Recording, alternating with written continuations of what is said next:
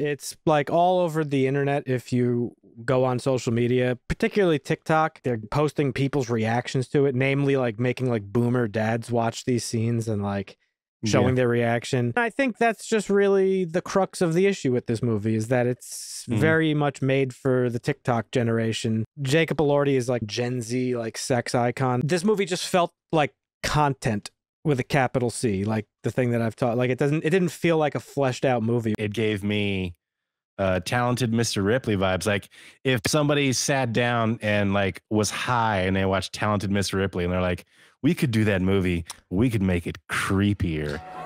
My parents, they've got problems. What kind of? What do you mean problems? I don't think I'll ever go home again. Well, why don't you come home with me? Come to Saltburn. Saltburn is the follow-up for Emerald Fennell to her Oscar-winning debut, which was Promising Young Woman. She won the Academy Award for Best Original Screenplay for that film. Stars Barry Keoghan as Oliver. He's a new student at Oxford University who finds that academic achievement sort of falls far behind like wealth when it comes to popularity and success. His sort of public fortunes change in a sense when he befriends Felix, who's played by Jacob Elordi, a wealthy and desired classmate who shows interest in Oliver's more common background. After having like a semester of friendship, Felix invites Oliver to spend the summer at his family estate called Saltburn, where Oliver has to navigate even more complicated politics of Felix's like family, including his mother, played by Rosamund Pike, his father, played by Richard E. Grant, his sister, and his American cousin. That's like all that exists in this movie. There's like no character development. None of the characters are very well written. The dialogue isn't that great. Really, the only strength of this movie, in my opinion, is the acting. I think the cast was great, doing a great job with what they were given, particularly Barry Keoghan. He is such a good actor. He's like so talented. Took a lot of liberties at the end and shocked some of the crew with the graveyard scene. Yeah, apparently all this stuff was like, you know, improv. So like, you know, he's a good actor, but like, dude, rein it in a little bit. I don't know what to make of this. I just really vehemently did not enjoy it because A, there's better movies like it, right? Bad shit starts to happen. Like weird shit starts to happen. Like it's so predictable, like right from the get-go. There's fetishes and there's stalking and there's rich, pretentious behavior. And that's basically what you're watching for. How long was this fucking movie? Yeah, you're watching like caricatures of what's her name thinks rich people agree with you, are. though. Like it was very predictable. It's not how rich people be. Like this is not like, I don't know. It's just weird. It was just a weird movie. It just felt cartoonish. A lot of the stuff that was going on, just pretentious bullshit that I hate. And you know it's pretentious because if you read the reviews, it has a 7.1 on IMDb for God knows why. But critics love this movie. If you read the critic reviews, they're all like breaking it down with like fancy words and this is cinema something. Like, fuck off. Like, this is not a good movie. Like, I don't give a fuck what critics say. This is why critics are stupid. Okay? They like shit like this, but then they'll dunk on a comic book movie that has like all the objective elements of what makes a good movie. Like strong character development, strong, like this had none of that. And the reason I say this movie was made for the TikTok generation is because like there's nothing to this movie. There is no meat to it at all. It's like, here are people that say stuff to each other. And then here's a twist that happens that's not really that big of a twist. It's for the people who are like media illiterate. Like this movie's for people who have never watched other movies. Like, this is supposed to be deep, that this guy was like, spoilers, he was like manipulating the family and like manipulating his way into power, manipulating his way into the family dynamic to then kill everybody and take over the family fortune. Like, for no reason. They don't even explain why he's doing any of the things he's doing. You don't get an explanation to anything. You don't get to find out why, like, it's a warning movie for rich people. Be careful who you invite to. And the movie just like says stuff of like, you know, his sister says to Oliver at one point, like, you're just another one of his toys. You'll be gone once the summer comes. I would have loved to learn about like what happened with the last best friend that happened. They mention it briefly that like he tried to fuck the sister and that broke up the friendship. But you don't learn anything about any of these characters except for these like very surface level things. Like parents are eccentric rich people. A family friend is like weird and depressed. Stepbrother is a minority whose dad is still like financing them. Maybe it was just all such like badly written characters. Entertainment Weekly gives this 100. The film is not for the faint of heart, but it is viscerally compelling and unafraid to luxuriate in its own elegant weirdness. Its endless visual and literary layers will bring its ardent admirers back to it again and again, because it is a triumph of the cinema of excess in all its orgiastic, unapologetic glory. Like, you are not a real person, Maureen Lee Lanker. Like, shut the fuck up. Today, I woke up and I realized we were recording because we were supposed to record last night. I like forgot I watched this movie yesterday. I shit you not. I immediately forgot it existed. Felix is like the only character that I somewhat had like an interest in because he's framed by the movie as like this rich asshole kid who's just Mr. Popular for no reason and doesn't deserve.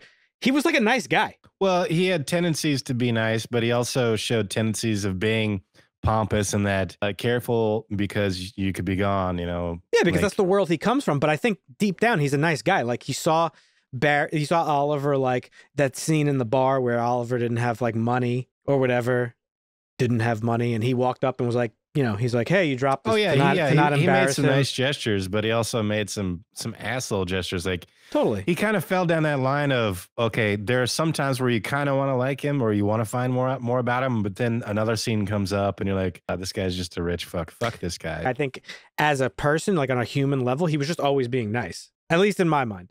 So again, I just think that's a weakness of the movie. Like it didn't even do what it was trying to do of like, oh, look at all these rich assholes and this kid getting vengeance upon them. That's the whole point of the movie. Oliver was like just trying to like weasel in to get the family fortune. But like, why? We never learned why. Like he just like literally looks out a window one day and is like, that kid's popular. I'm going to fuck with his whole life. Like it doesn't make any sense.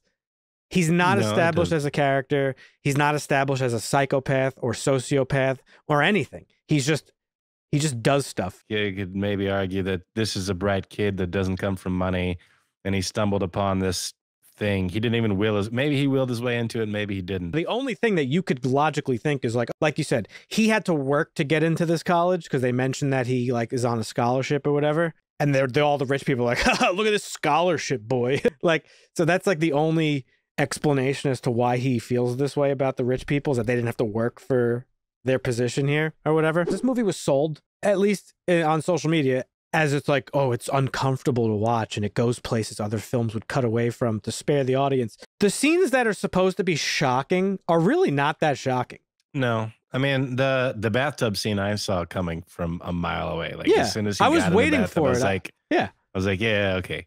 We know what's coming here. And there's two things. This movie's being billed as like some sort of like queer thing, which it isn't really. I mean, I don't think. And also, like, it's shocking. Okay, let's talk about the three shocking scenes that happen. One, this dude, Felix, jerks off in the bathtub. Oliver goes in and like slurps up the bathwater. Drinks the dirty bathtub water. And like licks around the fucking drain. It's gross. Mm-hmm. Sure, it's gross. But is it shocking? No. And it was very predictable, as you said. It's supposed to be shocking because, like, if he's just there to manipulate them, what is he doing?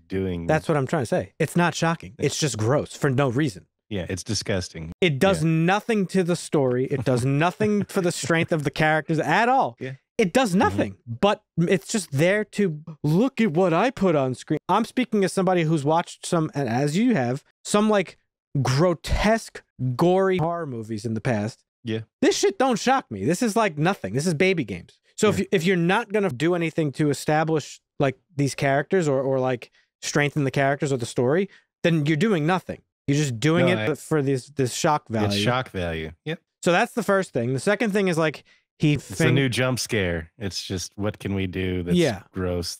The second shocking scene is this like really weird scene between Oliver and the sister, and he's like trying to hook up with her, and she's like, oh, it's not the best time of the month, and he's like, I don't care, I'm a vampire, and proceeds to like finger her and like go down on her, and there's like blood all over him, and he's like rubbing it all over her, and it's like, again, another scene. It's gross, but it doesn't do anything for either character or the story. Literally does nothing other than Farley to be like, hey, I saw them like doing stuff. And it's like, okay. And the movie ends with him just like dancing naked around the house. He really loved him, but it was just too much because he needed the empire for himself. So he had to get rid of him. Yeah. He was love stricken by it. It just made no sense. Yeah, it made no sense, dude. This movie made no sense. It's a bad movie. It's pretentious. It's made for TikTok like reactions. The plot is thin, flimsy character development.